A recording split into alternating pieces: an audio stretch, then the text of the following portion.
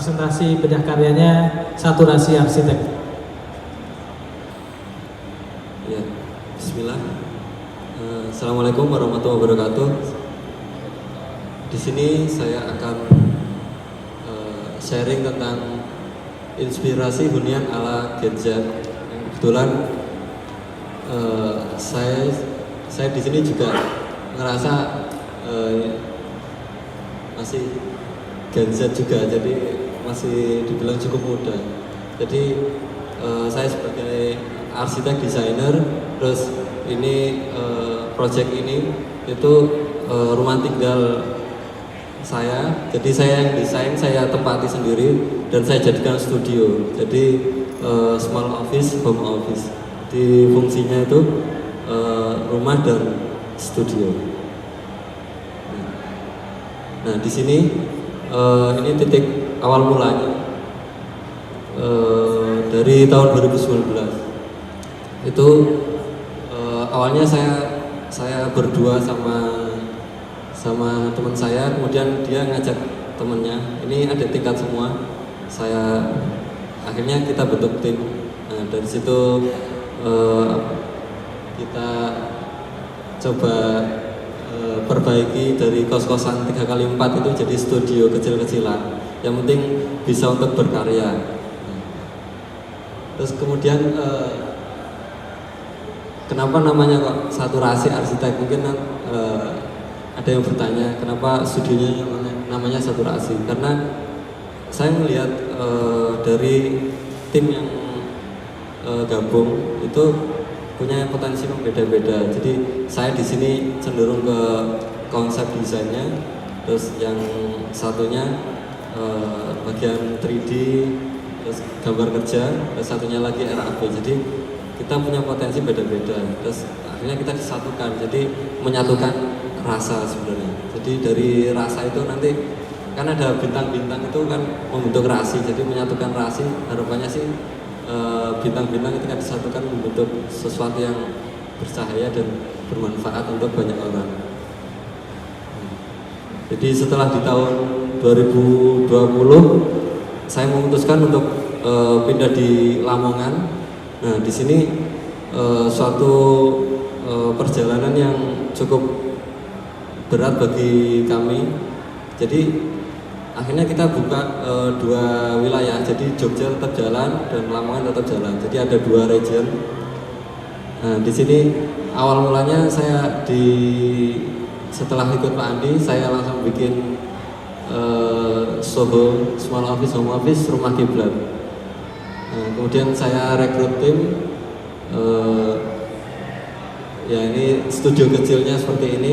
Nah, kemudian di sebelah kanan itu ada, kemarin sempat dibuat bedah karya dari IAI Jatim, sempat kita bedah karya rumah kiblat. Nah, ini akan kita sharingkan lagi. Nah, kemudian tentang rumah kiblat itu, ini ada hubungannya dengan karir Saturasi dan proyek yang dibahas ini.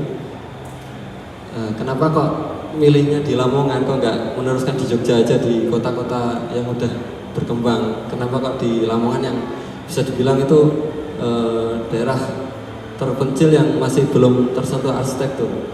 Dan kenapa namanya rumah kiblat? Jadi selain dari site itu dia menghadap ke barat, ini site-nya. Ini kebetulan pas di belakangnya pasar itu site-nya. Nah, dan ini juga Lamongannya yang pinggiran, udah nyebrang deket, nyebrang sedikit Bengawan itu udah masuk Tuban. Jadi selain site menghadap barat, juga harapannya sih kiblat peradaban arsitektur di Lamongan. Jadi untuk memicu arsitektur di Lamongan itu semakin berkembang. Nah, kemudian saya melihat sebuah desa itu terdapat masa lalu dan masa depan. Nah, untuk masa lalunya itu banyak tradisi-tradisi di desa ini, dan untuk masa depan saya punya mimpi-mimpi yang akan diimplementasikan di Soho ini. Nah, kemudian umumnya itu orang desa itu kan merantaunya ke kota, jadi kecilnya dari desa kemudian disekolahkan, Kemudian ketika udah mencari mata pencarian, dia merantaunya ke kota. Jadi desa itu ditinggalkan. Sedangkan kota itu sudah banyak penduduknya udah mulai padat. Bahkan di Jakarta udah banyak polusi. Jadi isu-isu perkotaan, urbanisme itu udah lumayan banyak. Padat penduduk, polusi, dan lain sebagainya. Nah, saya punya pemikiran, saya pengen merubah mindset itu. Jadi kalau bisa merantaunya itu jangan ke kota, tapi merantaunya ke desa. Nah, itu satu mimpi saya sebelum bikin ini. Jadi saya bikin studio juga ingin merubah itu. Jadi apakah studio ini bisa bertahan di desa? Akhirnya saya coba buktikan itu melalui sebuah karya Rumah Kiblat. Nah, jadi kalau bisa orang kota merantaunya ke desa. Nah, nanti otomatis di desa itu ketika didatangi dari anak rantau, otomatis desanya makmur. Kalau desanya makmur, nanti terdapat perputaran ekonomi di desa. Jadi timbal baliknya ke masyarakat juga. Nah, kemudian dari desa yang punya masa lalu tadi terdapat tradisi, nilai-nilai tradisi dan dari lokal Nusantara dan juga masa depan. Jadi saya punya mimpi-mimpi terkait peradaban arsitektur kontemporer di Lamongan.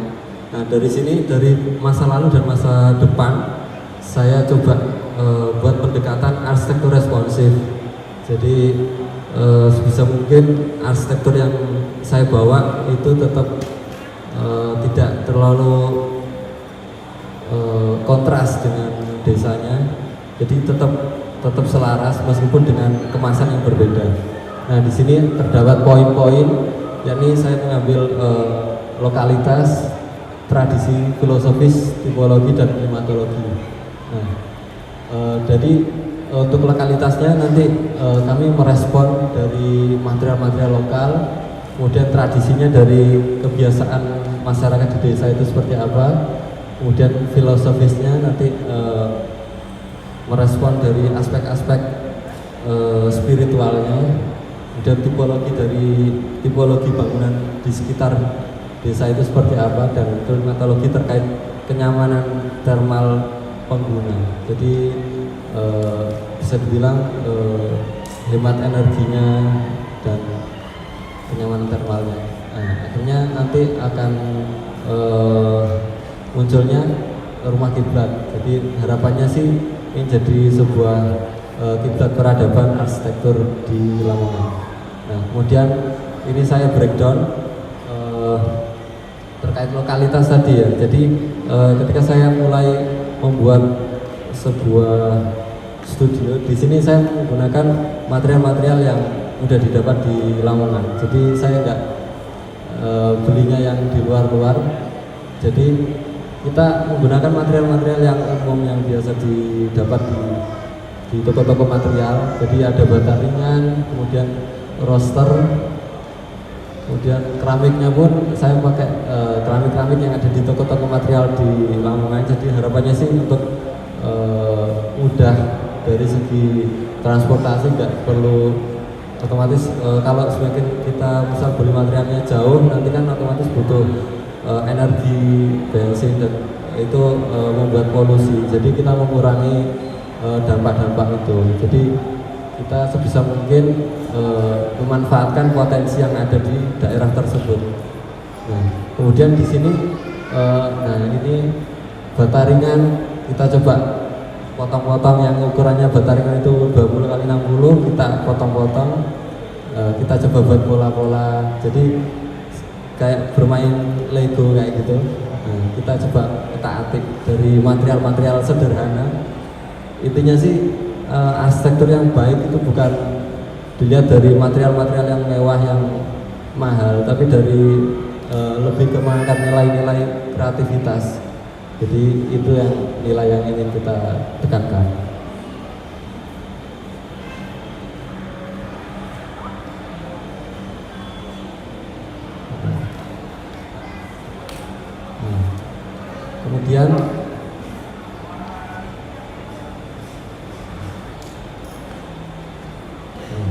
Kemudian ini ada programming kontekstual. Tadi yang saya maksud dari tradisi, di sini saya akan membreakdown,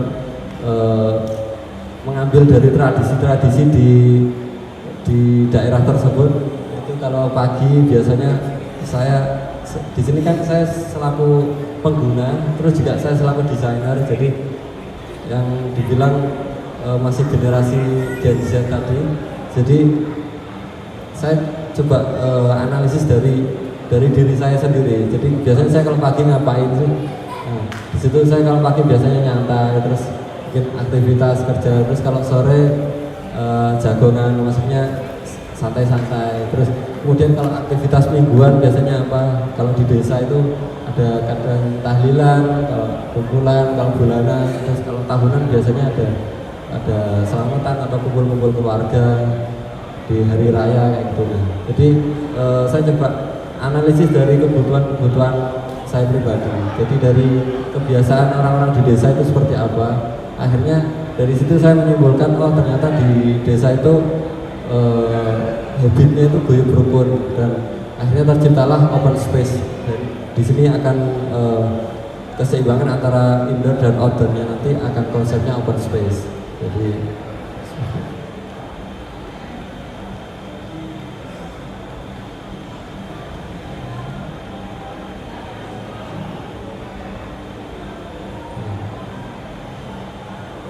di sini ada filosofis. Jadi selain mengambil dari bentuk fisik, kami juga terdapat nilai-nilai filosofi. Jadi ibarat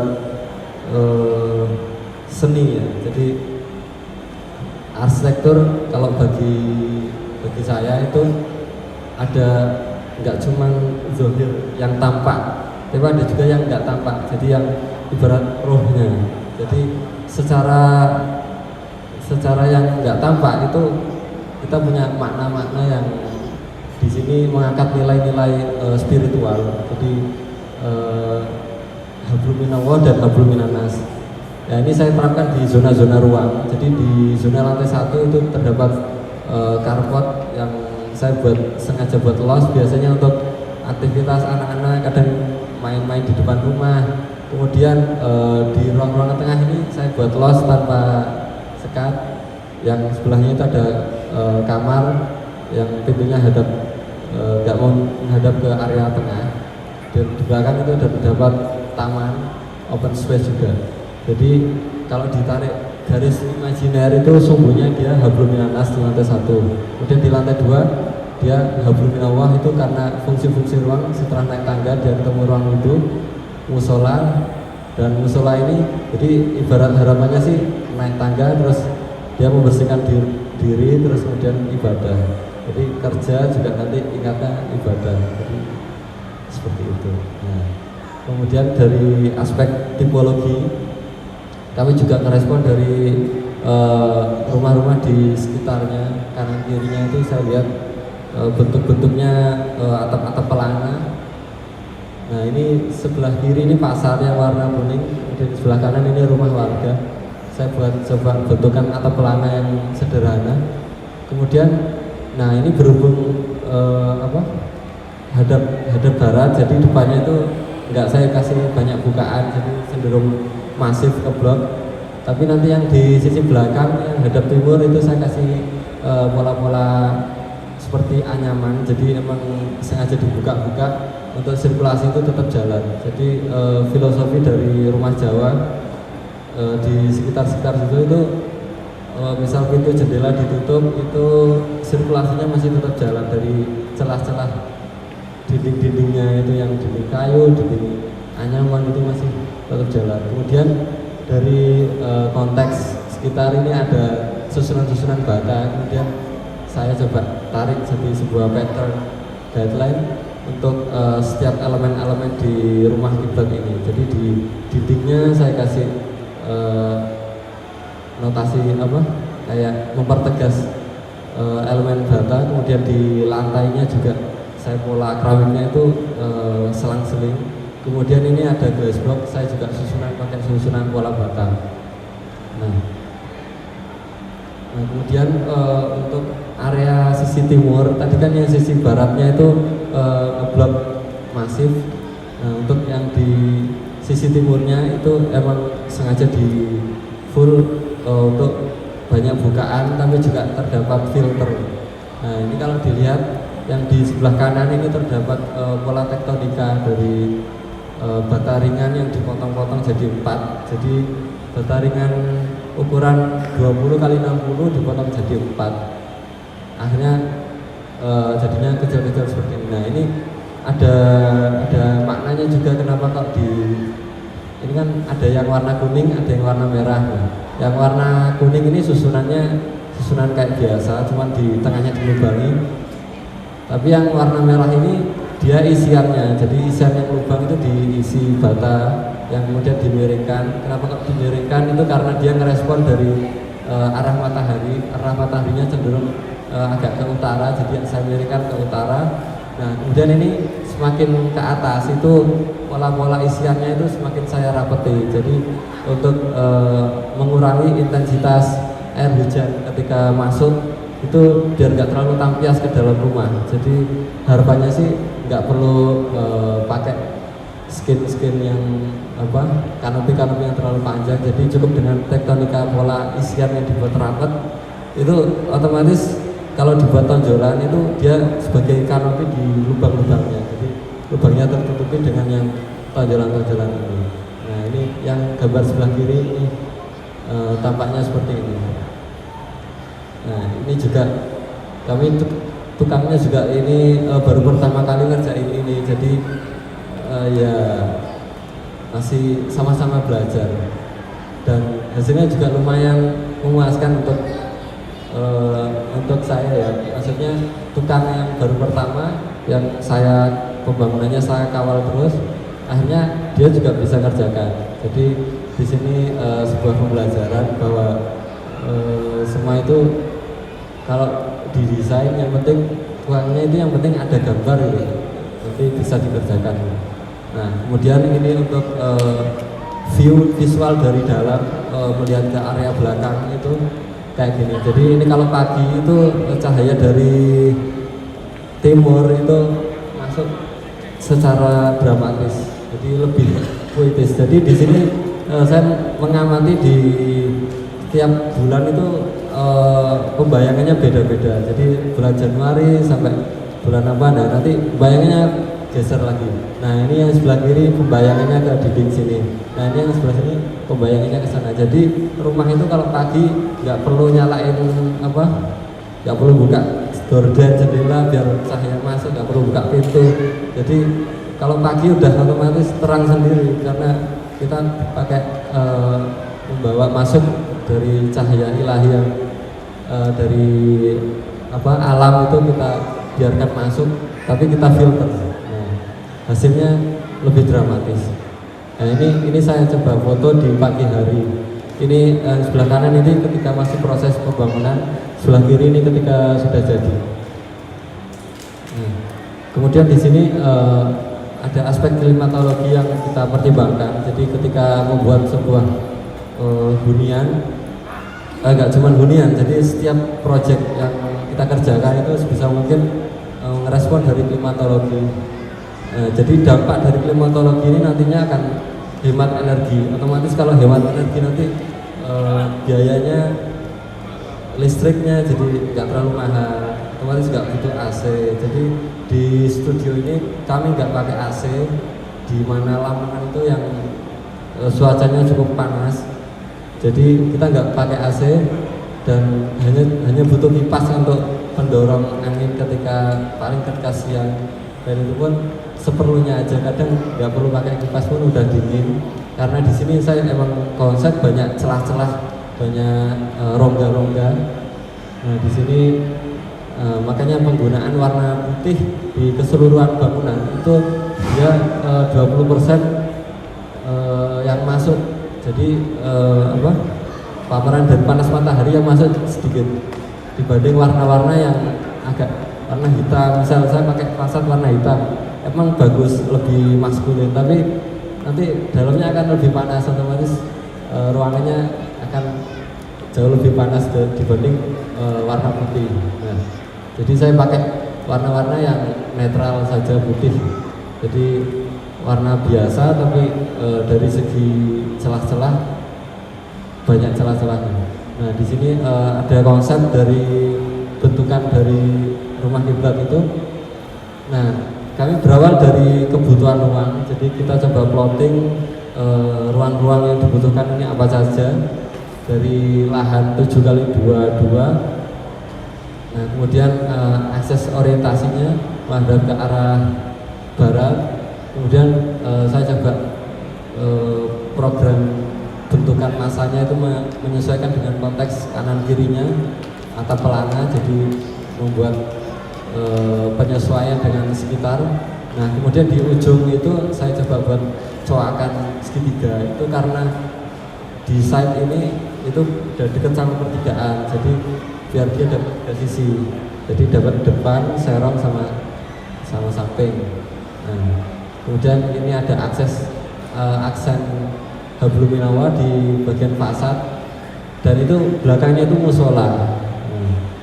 Nah, ini aspek klimatologi tadi, jadi bentukannya pelana sederhana tapi merespon dari klimatologi. Nah, ini kondisi existingnya seperti ini. Nah, ini kanan kirinya. Nah, ini awalnya ada pohon sukun dan itu lumayan tinggi, nah itu pohonnya udah mentiung ke arah pasar. Nah, ini kan bahaya. Nanti kalau misal roboh buahnya ke pasar kan nanti ganti rugi, akhirnya daripada nyari masalah akhirnya ditebang dan kami coba tanami pohon baru. Nah, ini visual ketika sudah jadi. Nah, ini ketika di malam hari tampilannya kayak gini. Nah, ini kelihatan suasananya masih asri. Nah, di sini saya coba buat sebuah arsitektur yang netral, putih, enggak yang neko-neko, tapi dari putih sederhana itu dia akan ikonik dengan sendirinya. Nah, ini visual ketika siang hari dan malam hari. Jadi area depan ini sengaja saya buat los menggunakan pagar lipat. Nah, ini visual ketika pagi, jadi cahaya masuk itu lebih dramatis.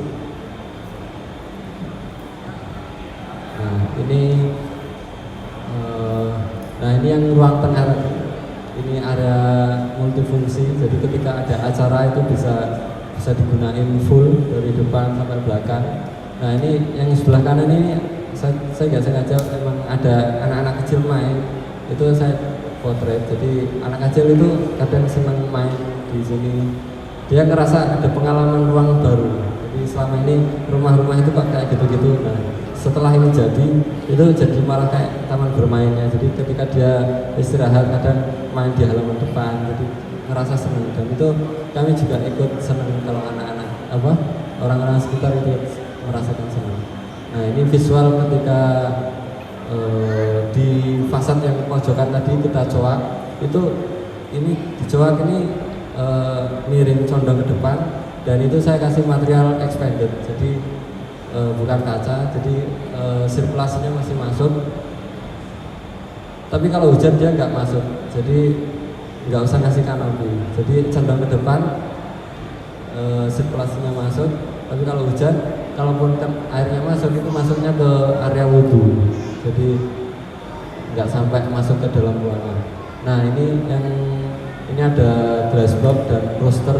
Ini ketika sore ini saya foto kayak gini, jadi pencahayaannya itu optimal banget dari pagi sampai sore. Kita nggak perlu nyalain lampunya ketika maghrib, jadi cukup hemat energi banget. Jadi untuk generasi sekarang kan yang dipikir biasanya hemat energi kayak gitu, nyaman. Akhirnya saya terapkan ini di studio Rumah Kiblat. Nah, ini untuk fasad di sisi belakang. Jadi sisi belakang ini full tektonika bata ringan. Jadi ada dua muka. Jadi depannya hadap jalan, belakangnya ini kayak gini. Jadi banyak orang yang bingung ketika udah dekat sana, ini yang depan yang mana, kan soalnya ada dua sisi ya. Nah ini kalau dari atas dia bentuknya tipologinya atapnya itu sama dengan lingkungan sekitar di atap-atap pelana. Cuman emang kelihatan beda sendiri karena mungkin dari sekitarnya itu udah banyak warna, dari material-material genteng, terus warna-warna cat kayak gitu. Di sini saya coba terapkan arsitektur yang netral, jadi saya pakai putih aja. Selain tadi untuk mereduksi panas yang masuk, tapi juga dari kesederhanaan itu nanti dia akan ikonik dengan sendirinya. Jadi yang di antara keramaian ketika kita misal di sekitarnya udah banyak warna ramai, kita pakai kasih warna putih, nah dia akan, yang sebenarnya putih itu netral tapi dia akan jadi ikonik, kelihatan sendiri karena sekitarnya itu udah ramai. Jadi di sini meminimalisir dari keramaian itu. Nah ini visualisasinya kayak gini. Jadi arsitektur di sini yang saya terapkan itu sebagai kanvas. Jadi dia netral dengan sekitarnya. Mungkin sekian dari saya, kurang lebihnya mohon maaf. Menarik ya, perjalanan bagaimana dari lahan kosong gitu ya, merespon lingkungan sekitar sehingga menjadi karya yang stand out ya, di